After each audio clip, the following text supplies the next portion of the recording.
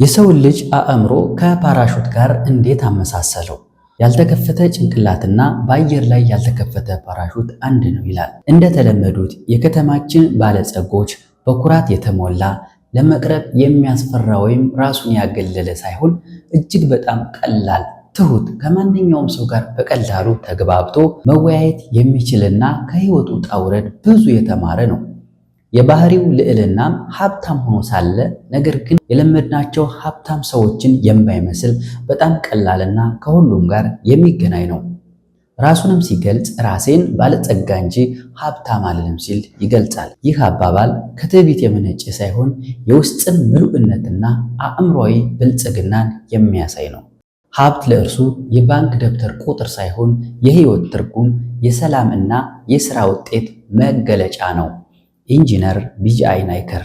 በነገራችን ላይ ዩቲዩብ ላይ ቁም ነገር ለማየት የምትመጡ ሰዎች ትክክለኛው ቻናል ላይ ስለሆናችሁ እንኳን ደህና መጣችሁ። ቻናሉን ሰብስክራይብ፣ ቪዲዮውን ደግሞ ላይክ በማድረግ አብራችሁን ቆዩ።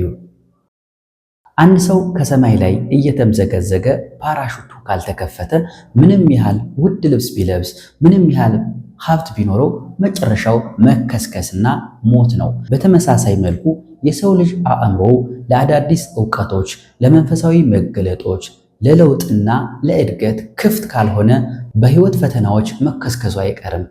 መጽሐፍ ቅዱስም ቢሆን በአእምሯችሁ መታደስ ተለወጡ እንጂ ይህንን ዓለም አትምሰሉ እንደሚለው፣ ቢጂአይም የሀብትንና የጥንካሬ ሁሉ መሰረት የተከፈተና የታደሰ አእምሮ መሆኑን አጥብቆ ይመክራል። ቢጂአይ የጥበብ የሀብትና የጽናት ምስጢርን ለመግለጽ 4 ደረጃዎችን ይጠቀማል። የመጀመሪያው ደረጃ የአእምሮ እድሳት። ቢጂአይ መጀመሪያው አእምሮህን ታድሳለህ ይላል። ሁሉም ነገር የሚጀምረው ከዚህ ነው። አእምሮህን ከድህነት ከፍርሃትና ካለመቻል አመለካከት ነፃ ማውጣት አለብህ። አስተሳሰብህ ካልተቀየረ ውጫዊ ዓለምህ ሊቀየር አይችልም።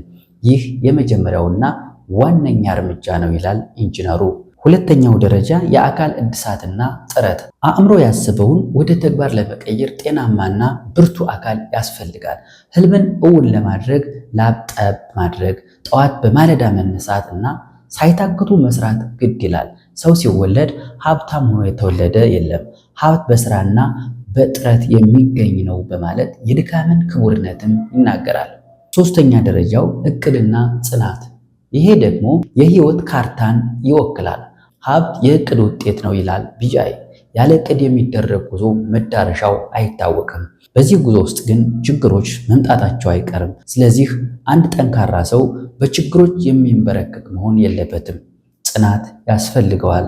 ጽናት ማለት ማዕበል ሲመጣ መሸሽ ሳይሆን ማዕበሉ እስኪያልፍ ድረስ ቆሞ መታገል ማለት ነው።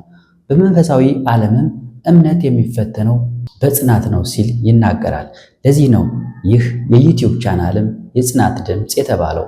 አራተኛ ደረጃው ጸጋና ማስተዳደር። ይህኛው የቢጂአይ ትልቁና የጠለቀው ምስጢር ነው። በእቅድ ያገኘኸውን ሀብት በጸጋ ማስተዳደር ካልቻል ሀብት አይደለም ማለት ነው በማለት ይደመድማል። ሀብት ማግኘት አንድ ነገር ሆኖ ሳለ ሀብትን የመሸከም ጸጋ ወይም ግሬስ ማግኘት ግን ሌላ ነገር ነው።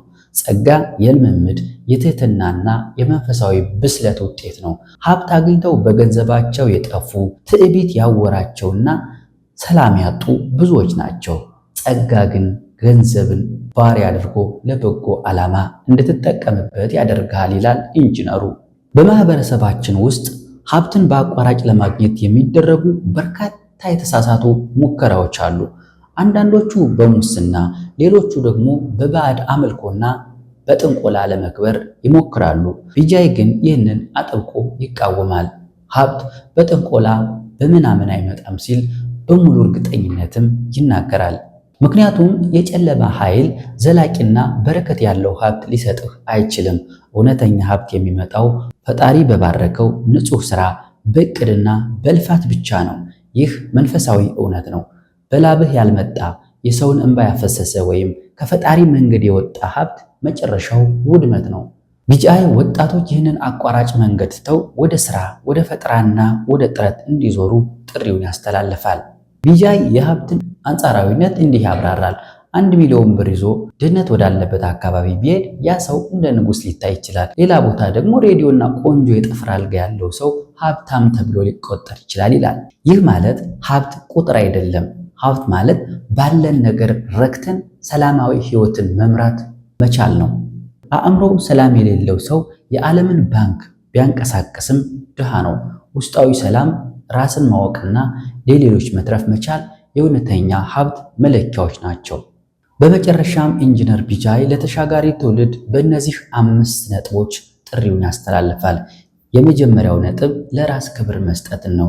ይህም ማለት በአቋራጭና በጥንቆላ ሳይሆን በትክክለኛ የህይወት መስመር በእቅድና በላብ ማደግን። ሁለተኛ ደግሞ አእምሮን ማሳደግን። ይሄ ማለት እንደ ፓራሹት አእምሯችን ዘወትር ክፍት አድርገን ለለውጥ ዝግጁ መሆን ነው። ሶስተኛ ለችግር አለመንበርከክን። ጽናትን ተላብሰን ፈተናዎችን በጀግንነት ማለፍን እንማራለን። አራተኛ መንፈሳዊ ጸጋን ማልበስን፣ ያገኘነውን በረከት በልምምድ በትህትናና በጸጋ ማስተዳደርን። አምስተኛና የመጨረሻው ለዓላማ መኖርን፣ በህይወት መትረፋችን፣ ጤና ማግኘታችን ለራሳችን ብቻ ሳይሆን ፈጣሪ በልባችን ላኖረው ትልቅ ዓላማ ወይም ፐርፐዝ እና ትውልድን ለመጥቀም መሆኑን እንረዳ ይላል ኢንጂነሩ። የቢጃይ ናይከር ታሪክ እውነተኛ ሀብት ከኪስ በፊት አእምሮ ውስጥ ከዚያም በልብ ውስጥ ወይም በመንፈስ እንደሚጀመር የሚያሳይ ህያው ምስክር ነው። ይህንን መንገድ የተከተለ ሁሉ የቁሳቁስ ባለጸጋ ብቻ ሳይሆን የህይወት፣ የሰላምና የጸጋ ባለጸጋ መሆን ይችላል። የቢጃይን ፍልስፍና እንዴት አያችሁት? እስኪ በኮሜንት አሳውቁን። ይመቻችሁ።